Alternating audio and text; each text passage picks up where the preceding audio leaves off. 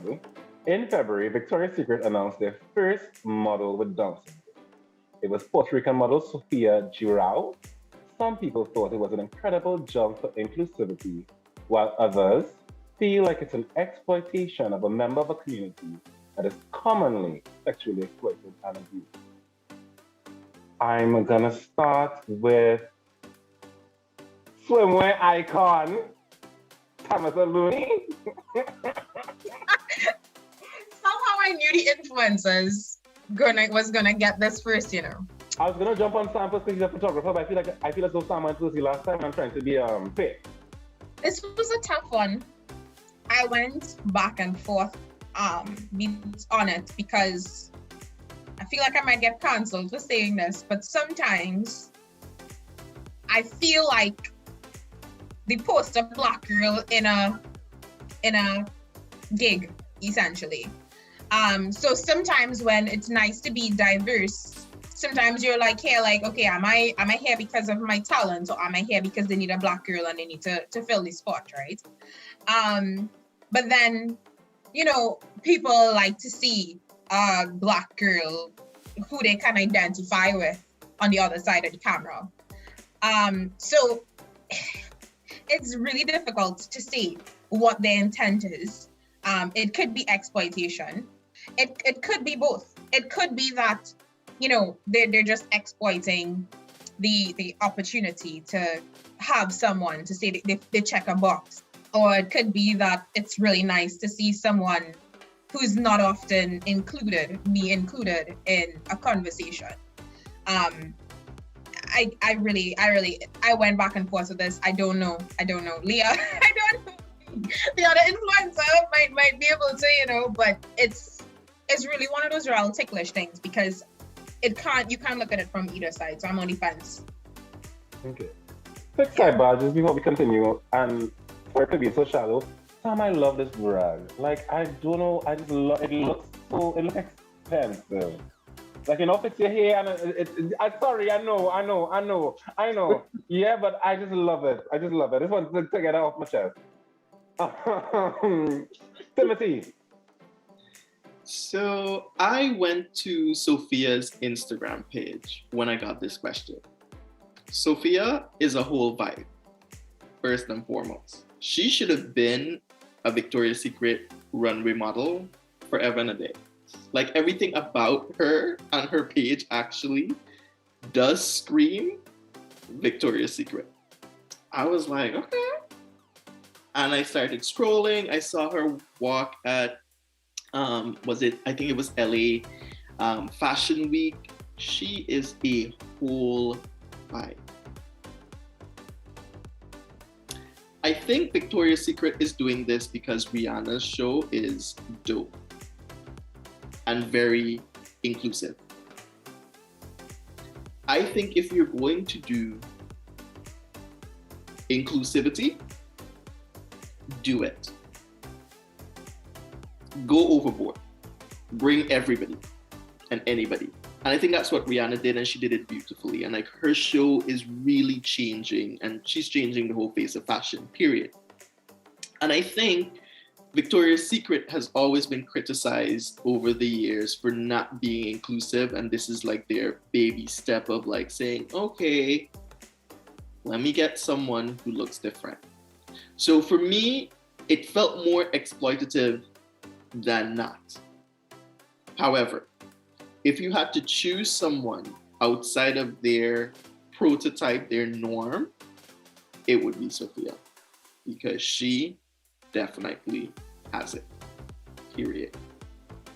But I still think it did feel more exploitative than not.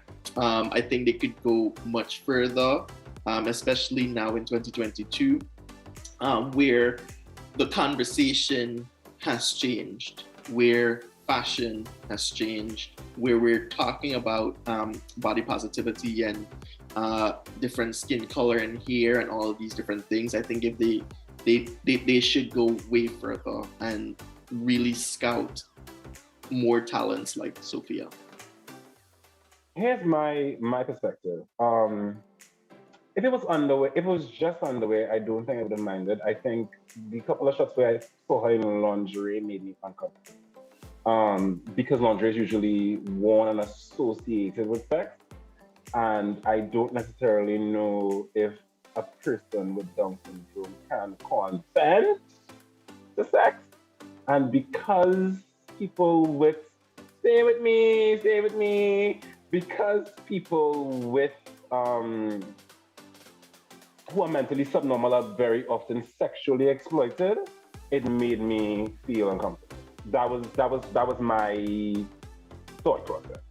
However, as an individual and as a model, I can't not be happy for the young lady's accomplishment.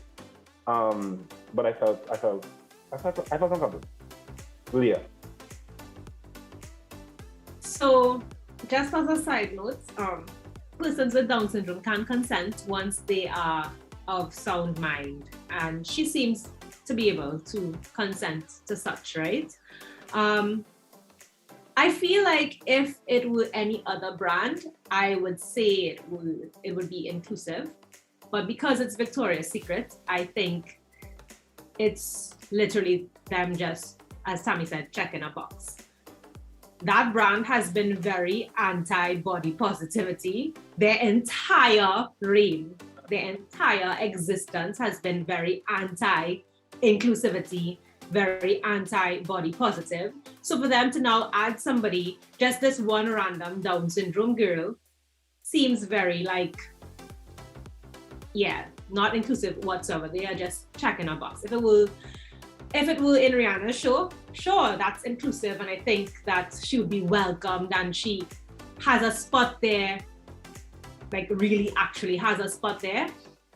But I don't know if y'all remember in like 2017 or 2018, there was like this controversy in Victoria's Secret where one of their like board members or executives or something like that stated that he would never include trans individuals or plus size models on his runway. So how could you 2 years later have a Down syndrome girl and it be always so inclusive? We're having like everybody on our runway. No, it's not. So if it were another brand, sure, I would say, yeah, I would have no issue with it. I think that she rocks it and she deserves to be there. But it being Victoria's Secret, I think they are very much exploiting that young lady. Samuel. I like so far the diversity in opinion for the panel. That's lovely. You all have brought some really, really great points. As a photographer, right, and just in case you all didn't know, me and we met at a fashion show, right? So I'm quite interested in fashion and all of these different things. That's all. All right. Now, the question essentially was, what do you think about it? Could be the possibility of sexual exploitation. I think on some degree it is. It can be viewed as that, I should say.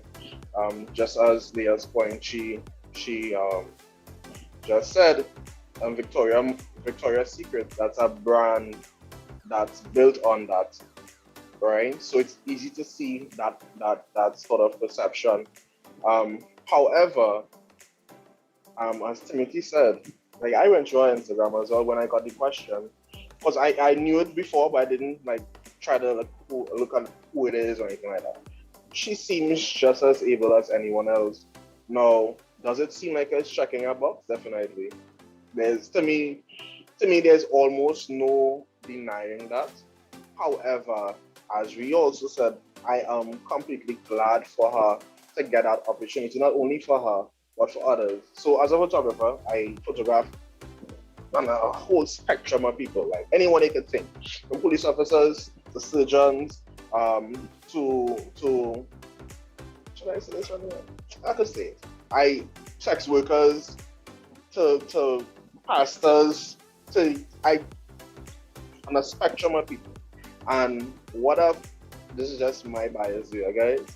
What I've always seen during photography, during sessions, may it be just normal family portraits or may it be a gift to one's partner. Don't matter your orientation or how you are built, actually have a new. I'm going to drop this here. I have a new series going to come out with persons who are disabled, taking photos of them, right, portraits. And one thing I've realized is that everyone likes to feel included, and everyone likes to feel valued, and everyone likes to see, like to feel seen. And although it may be from Victoria's end, a move to check a box or whatever, so they can't say like, hey, I ain't including anyone. I do think it's an opportunity in the same timing for persons who watch themselves, who have something similar with Sophia, to now say, okay, I now can accomplish X, Y, Z, because role models are important in my opinion.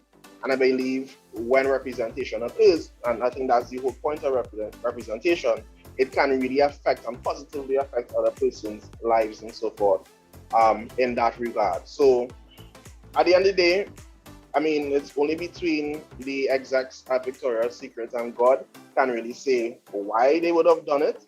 But I'm just looking at it from her perspective and the possibilities that can turn out with her. I see greatness in sense of having a whole movement. Do I wish Rihanna would have picked up first? Of course, definitely. But I mean, a step is a step, and I think it's a step in the right direction, regardless of the original intention of Victoria Secret. That's just my opinion on it. So. Hello, Timothy. Hello. I agree with Samuel. Representation matters. And I think she will influence a whole generation of models who will look like her and will feel beautiful and empowered enough to get up and be photographed and to walk on a runway. I think we now need to move the discussion though from just taking whatever they give us and putting ourselves in positions where we're actually welcomed and not tolerated.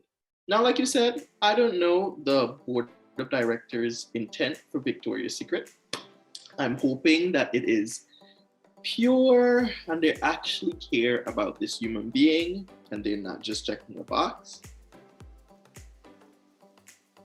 But now we need to move to just saying, no, it's okay.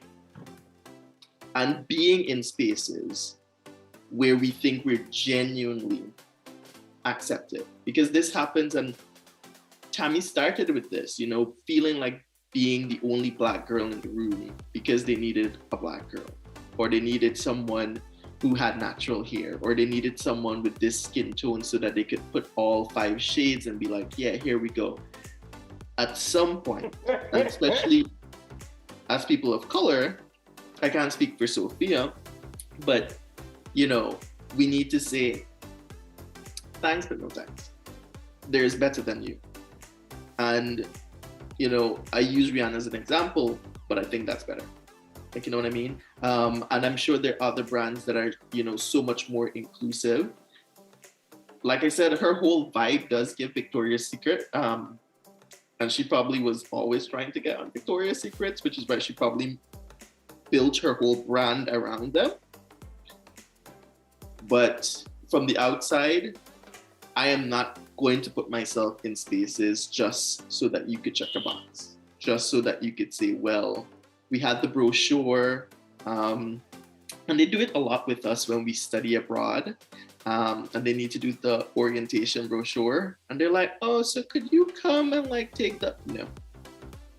Mm-mm. So you could say that you have the Black Caribbean, no. Mm-mm. Gay African American, it's fine. They won't know the difference. So we kind of have to stand up. And I think in the last podcast, create the table for ourselves instead of always trying to fight to be a part of their table. And I'm happy. I really am happy for her. She is a whole vibe, and I enjoyed the brand she created with her Instagram. But if I were her, I would have said, thank you, but no thank you. Dr. Herbert, your hand is up.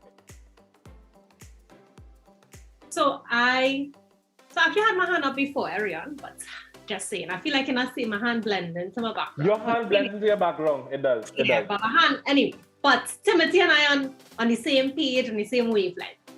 My problem, so I take zero issue with affording that young lady the opportunity to be the representation for someone with Down syndrome. Of course, I am happy that she can be that marker for them to say, you know what, I can also do it. That is not my issue. I take issue with the fact that a brand that I 99% could put my head on a block to say they are exploiting her. Because what comes from that is that other Down syndrome people, disabled people, people of color would now, quote unquote, see Victoria's Secret as an inclusive brand and spend their coin there. When they are not a brand that's inclusive, they are not a brand that even gives two shits about being inclusive, and now they earn money off the backs of exploiting someone. That is where I take issue with it. I feel like if I agree with Timothy on the sense that maybe that was her goal, maybe she always wants to be Victoria's Secret. It's fine. She achieved her goal. That's probably what she wanted. But I feel like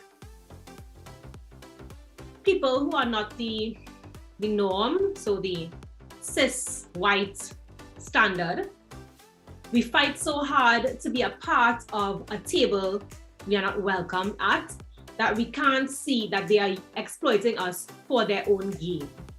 Okay, I found it. That is what I have a problem with. So here it is, W Magazine. So this is a quote from W Magazine from 2018. This is Ed Razak, one of the executives of the fashion Right. show. This was his response when asked about using trans models in the fashion show.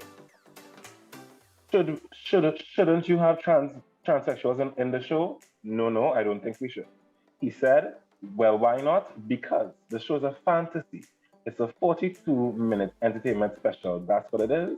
It is the only one of its kind in the world, and any other fashion brand in the world will take it in a minute, including our competitors that are carping at us.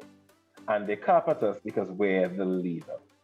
Yeah, so that's what I'm saying. Like, I feel like if Victoria's Secret has built their brand on being very Eurocentric, that's why the models are thin, have European features, the quote-unquote beauty standards of the world, and now they want to be inclusive by checking a box and adding a Down syndrome girl to their cast, and now people are going to view them as this, oh my God, Victoria's Secret is changing, they're becoming inclusive, I wouldn't mind supporting them. When in 2018 it had a big uproar and they had to almost like cancel the Victoria's Secret runway show that year because people were so outraged. The following year nobody watched it. They had like the biggest dip in views at that point in time because people found them to be totally offensive. And now that they have this girl, it's almost to me as if they are trying to redeem that part of them. So therefore it's not from a good intention type of place. It's from a let's try and recover the coin we would have lost. And I take issue with them exploiting her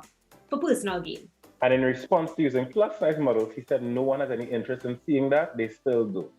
And then when somebody in the interview brought up Rihanna's brand, he said everybody keeps talking about Rihanna's show.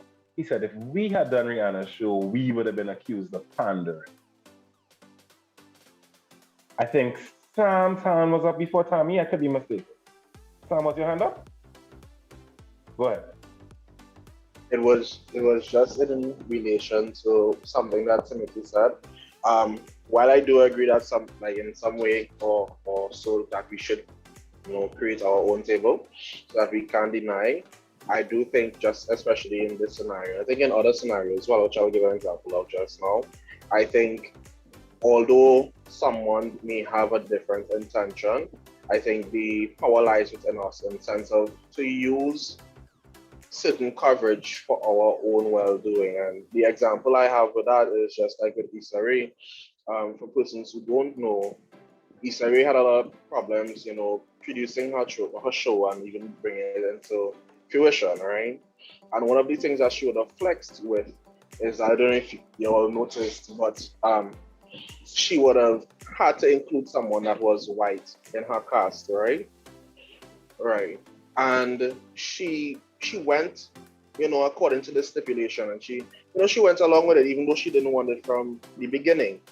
She went along with it, but now I believe she has transcended not only just to her show, but to inclusion of us as Black people into a bigger idea than just HBO alone.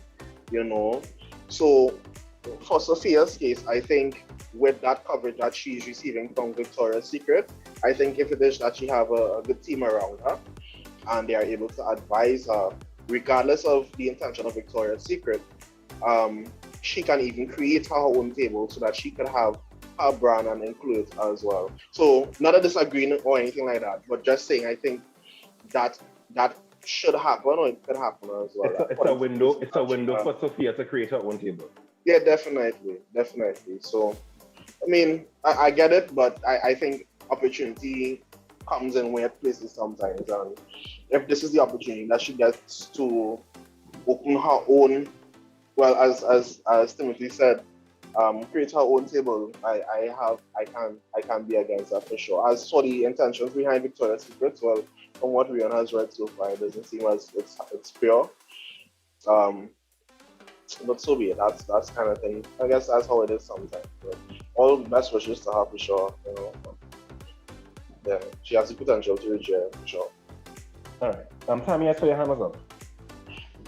I just kind of want to add to Leah's point, but in a different light. I don't know if y'all remember this, but y'all remember when there was the whole George Floyd thing, and coming out of that, there was this social media. I can't remember the name, but it was started by Jackie Aina, who basically called out brands, and they wanted to see how many Black people they have in upper management. Yes, not black, but just Black, different color, like just the diversity. And what it showed up is that in a lot of the brands that we support, even though they may not outrightly say what that board member at Victoria's Secret said, they more or less live the lie. They more or less live that their executive board is all white, blah, blah, blah, right? So this is not at all saying that Victoria's Secret isn't exploiting a young lady. I just think that it's not necessarily unfair to hold Victoria's Secret to that standard, but what I'm trying to say is that it's so much bigger than just VS. It's all over the place. It's just they had a instance of verbal diarrhea, and that man may not be in the position anymore. I don't really know about their board structure currently, so I can't really comment on that. But what I would say is that it runs deeper than that. You saw it when they had that George Floyd thing. It was everywhere. Like brands that you think are Black-owned brands have like one Black person or one woman. Like beauty brands, the entire board is more or less men, and they don't have all remember this, Tammy. Locally, later that year when there was a bacchanal with a particular Emancipation Day ad, we found out that was one of our favorite eateries has a board with, I think, one Black person. Yeah. So, like, to me, I think we really need to do more. One, but it's real ticklish to use the word exploitation because we have not created the table. We probably a little disadvantaged, and I use inverted commas for those of you who can't see what I'm doing. But it's like we're trying to get to the table and we're trying to carve a way because of history or whatever, but we have not created a table. Rihanna has, and that's why she can do what she is doing. But for Victoria's Secret, and I remember, and this is gonna sound so bad, you might have to cut this out because I don't want to get cancelled, right? But I remember a long time ago, I was having a conversation about slavery. And we talk about this all the time. And we speak about the effects of slavery on Black people. but there's also an effect that slavery had on white people. And I mean, it doesn't absolve them from doing the work just as much as it doesn't absolve us from doing the work right now. But you do see the effect of generation after generation being told this is the right way. There's a picture of lynching, and when they were lynching black males, Kwaito, and there was a picture that you saw a kid looking at the lynching of the black male, and they said that if it was a dog, you know, the kid might have flinched, but essentially you're teaching that kid that a black person is lower than an animal, because they just used to seeing, you know, the black man being lynched. So when we look at these board members and we looked at people who have been a product of institutionalized racism, but on the other side, I'm not saying that it doesn't absolve them from doing the work and getting up to the times and realizing that it's wrong. I'm just saying that we haven't created the table, and it's going to take them a lot of work as well to do better. And you're talking about, if you think about talking to your grandparents about, I don't know, like premarital sex and teaching children about safe sex, and you know, they're like, no, the Bible, you see this book here? No, it's the same, it's the same energy that these old white men have. Should they still be in those positions? Probably not. But they also have the money and by extension the power. So that's why conversations like these are important, because it's really important to understand the psychology. And I'm again not saying that they're right. I'm just saying that it's so much more than just a brand saying, I hate fat people, I hate white people, I hate people who are differently abled, I hate people who are who their sexual orientation is different from what we consider as the norm, or who express themselves differently. It's so much more than that. It goes back to a generation that have power, and them coming from a place that is an outdated way of thinking, but it's influenced by a lot of historical factors. So that's just the light that I want to put on Victoria's Secrets, because they are old money. That's what they are. They're a brand that is old money, and that's how old money thinks. So yeah. Here's the one thing that I'll share before we move on to the fun topic. Not that this wasn't fun. I think what has happened with marketing in general and brands in general is people is going to shift from imagery being aspirational, the idea of, oh my goodness, I want to look like that, to accessible ways. It's, oh my goodness, I look like that. So instead of it being as it was once upon a time, where you would look at the ad and see the thin white Caucasian woman and want to do whatever it took to appear as close to her as possible, because now I'm showing you an image that reflects who you are, what you look like, so that you know that you too can look like this. You are the girl on the billboard, not you should aspire to be the girl on the billboard.